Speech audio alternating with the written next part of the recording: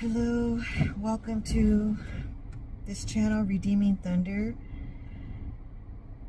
I'm here to give a prophetic word given today. Today is 3/14/2025, and we are in the midst of Purim. Okay, for this 2025, it is the 14th and the 15th of March. So, yesterday was Shabbat. Shabbat doesn't always land on a Saturday. It lands on the new moon. And so, we celebrated Shabbat on Thursday, which was the 13th. And I made a teriyaki salmon with some herbs. With some carrots and baby potatoes, and then I also made a creamy pasta with some capers, and then we had some French bread, and then we had some challah bread. But I know there's a different type of challah bread that has raisins and cinnamon raisins. So we had that for dinner, and we do our prayer right before. So today the prophetic word was Sol Ayin Yah. So Sol stands for pray for peace. Ayin means to look towards the future. The eye of Yahuah is upon your life. Everything you went through, it is come to appointed times for such a time as this.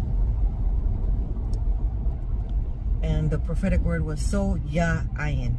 I believe it went in that sequence. The Yah stands for the hand of Yahuah is upon the matters in your life. He is personally involved. Why does he want us to pray for peace? Because judgment is here. Okay, when he says pray for peace, literally say out of your mouth, Shalom. Literally say it out loud. Shalom. Whenever you start feeling a bit of chaos happening, you need to say Shalom, because Shalom stands for taking authority over chaos, and that means you are launching angels. You are doing something with being your voice in action. Okay, I wanted to get on here and be timely in this prophetic word was for such a time as this. Have you heard that phrase before? Isn't that the story of Esther? The name Esther means hidden in Hebrew. And so what you need to know, that the Esthers have been hidden for such a time. But now they are becoming revealed on earth. Okay? Yahuah is allowing for Esthers to arise and to save her tribe, save the Israelites from annihilation. And it's from the spirit of Haman. Okay? There are individuals on this earth that have been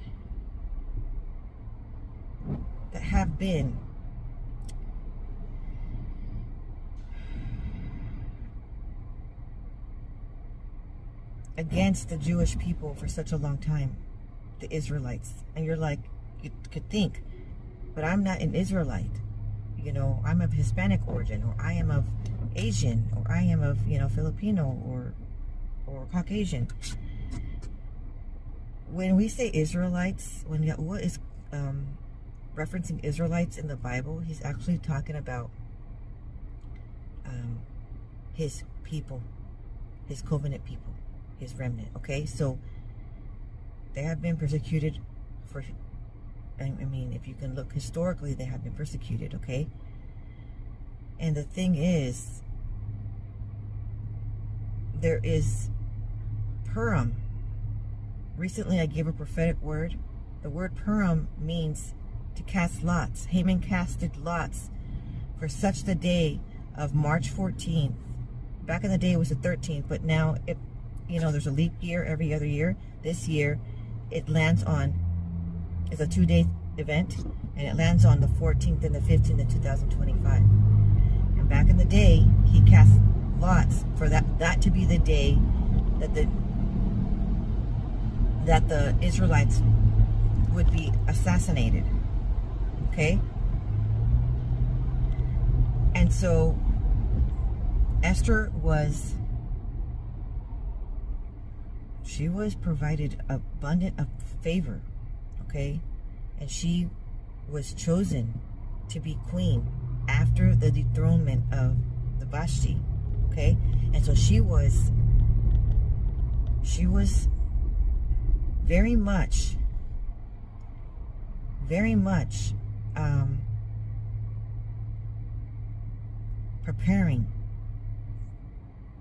for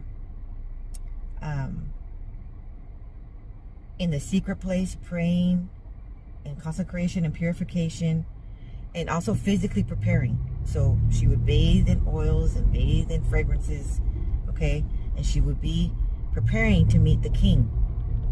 And that's how she was chosen. There was a supernatural favor upon her, because Yahuah knew it was going to happen in the future, and he needed someone that's right by the king's side, who has the ear of the king, who has favor of the king.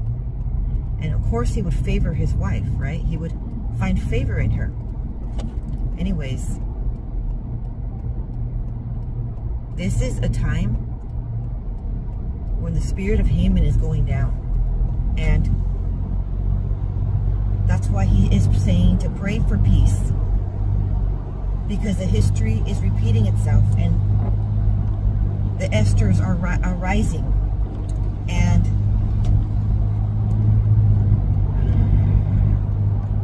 it has happened again, where Yahuah has noticed that some Israelites have been in bondage. They have been persecuted for no reason. And they have been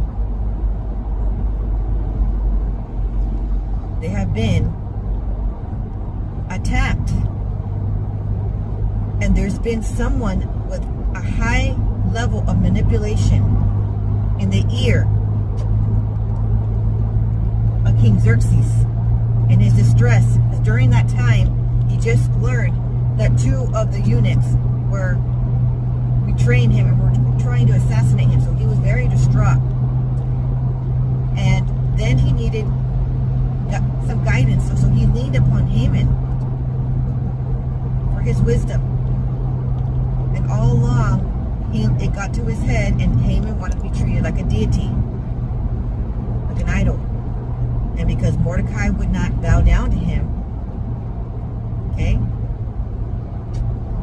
he was gonna eradicate all of the Israelites, because he knew that Mordecai was a Jew.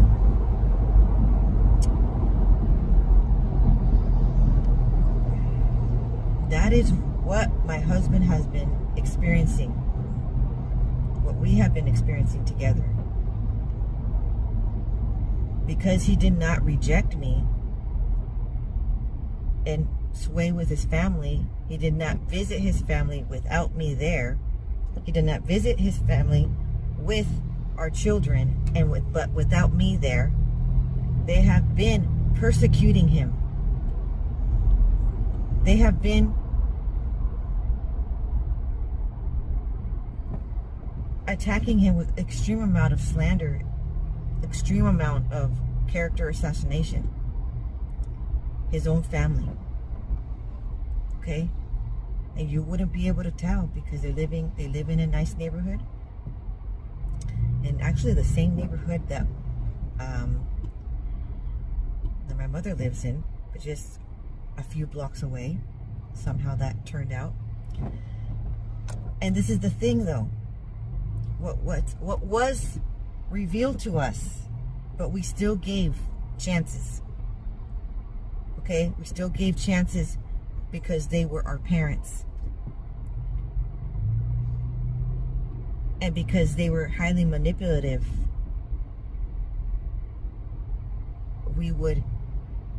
and because we were basically isolated and wanting peace, we thought we can let them in a little bit. But each and every time, just like Mordecai and had to deal with Haman for a little bit, just like King Xerxes and Queen Esther were having to deal with Mordecai or with Haman for a little bit, in and out, you know, of their lives before the grand Purim date.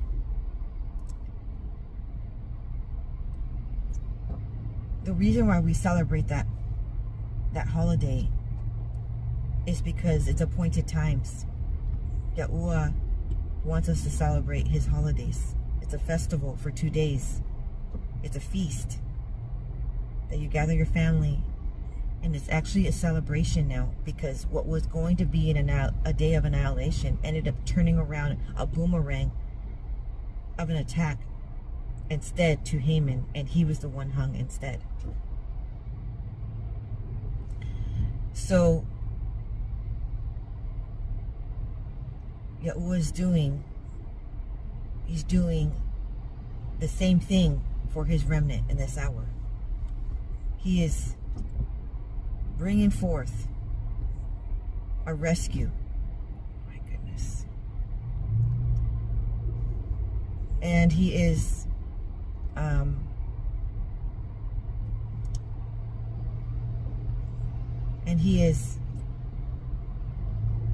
asking us to pray for peace, because there's going to be loss. You can't attack his anointed, his chosen ones, and then there'll be no repercussions. So that's why he's asking to pray for peace, because he's already decided what he needs to do. Okay? The Hamans had spirit. They had many chances to repent, but all along they had a secret agenda. All along they had a secret agenda, and it was to sway those Israelites within the families away from Yahuah by causing a lot of strife and chaos. Okay, yes, we are tested. We are tested in our lives, just like Job was tested. We are tested in our lives to build character, and witchcraft is a different type of warfare. That's why you have to have high discernment. Okay, some people are just go through life and terrible things happen, and they think it just happens. It doesn't. It's either witchcraft, or it's of our own sin, or it's of a trial. It's a test to build character. So everything that we go through, Yahuah has already approved for it to happen. But if you notice, the ones that have a shadow of protection of the Most High, maybe the dart was thrown, but there was no follow through. Okay, when you have divine protection, you're not going to be without any battles. But at least you're going through the battles with divine protection.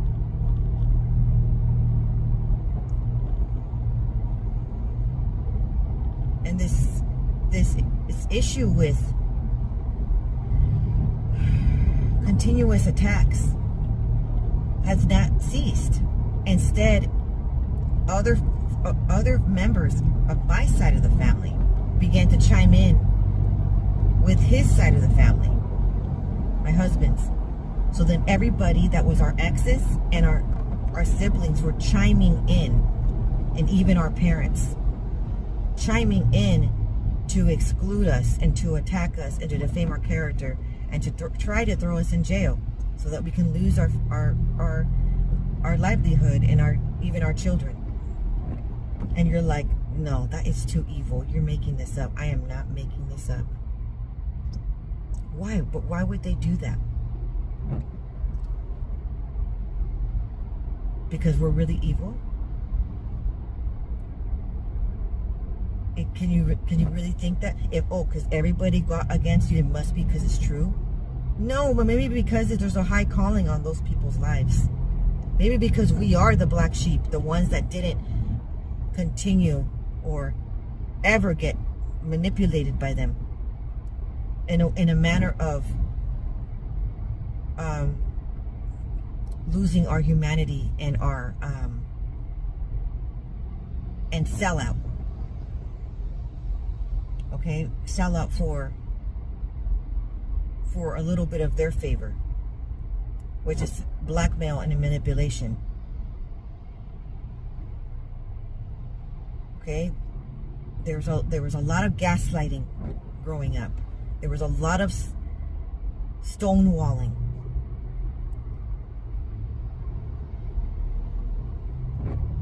There was a lot of physical abuse, and what I experienced and what he experienced from our parents.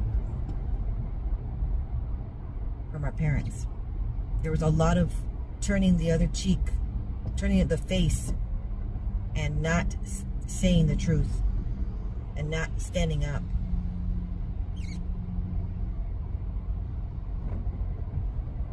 Maybe his mother wasn't the one to abuse, but she looked the other way, and did not stand up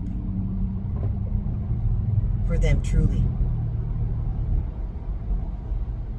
So there was a lot going on in both of our lives, and you would think, how did you find each other? We loved each other for 20 years now. Okay, we have been known of each other for 20 years. And back in the day, 20 years ago, we wanted to be together. And what I learned recently is my mother would go to his house and they would chit-chat and slander my name. And then when I got divorced, there was a chance there, a window of opportunity, and he aired it out to his mother that he was interested in me. And again, she wanted to play matchmaker, and she wanted to choose the wife like of her approval. Okay? And then when we actually got together years later, there was continuous slander. There was continuous attacks because against all odds, we made it back to each other. Okay? I'm telling you this because not all of the ones that have been by your side and you were raised by, even siblings, they all went to church too, okay? Not all of them are of Yahuah's tribe, okay? They did not follow the commandments. They did not love your neighbor as thyself. They tried to befriend, and it ended up just being a friend-enemy over and over and over again. And at the end of the day, all the attacks was so that way one could be totally depressed and in sorrow and in turmoil. Over compounding of attacks. You know what was so odd? That not only they colluded together, our twin siblings colluded together to bring us down. And not only that, my ex-husband and his ex also chimed in to take us down and get us depressed and try to get us depressed and try to get us in sorrow and try to get us mentally worn out, exhausted with the constant DHS callings, police callings, made up stories, false humility, false invitations to join them. They were monitoring our lives in order to try to bring us down, and it wasn't sincere.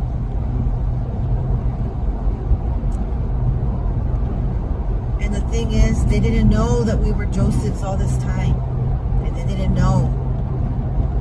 They didn't know that there was an Esther in the midst.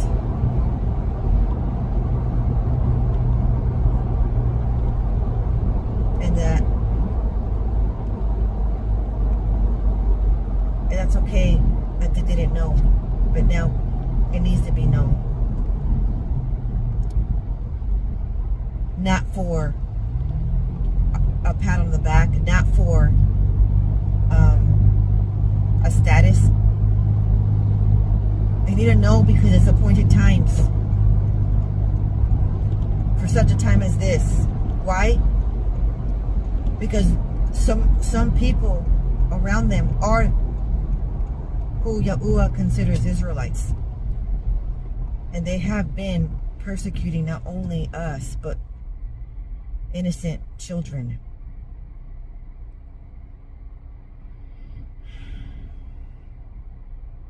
And so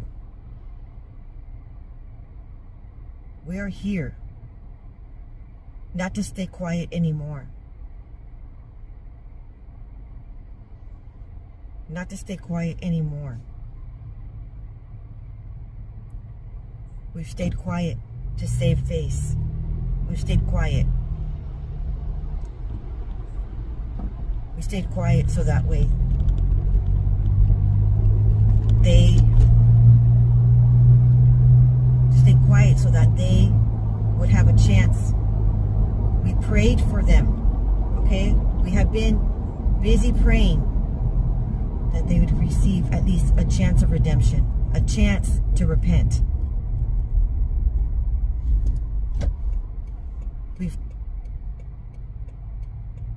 We've had to keep our distance. I didn't say keep going at it and giving a bajillion of chances. Set boundaries to protect your family.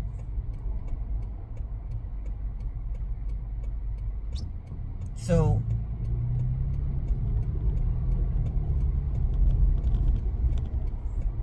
Yahuah is giving us the land of our fathers. He is bringing us into the land for a move.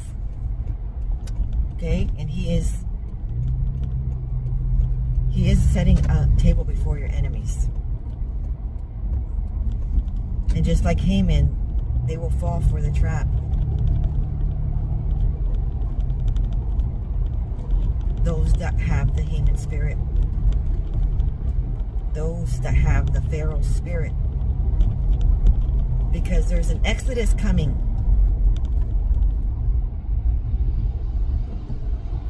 And that's the next prophetic word. An exodus is coming.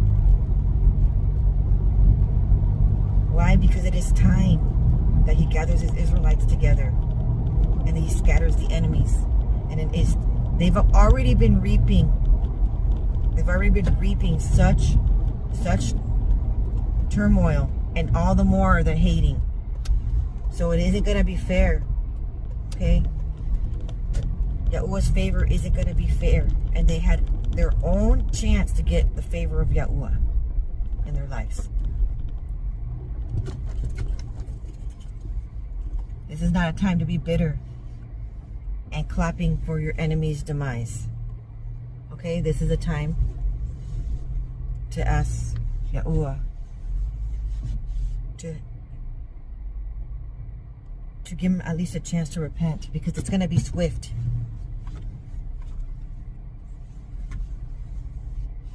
It's going to be at night. And the true deliverance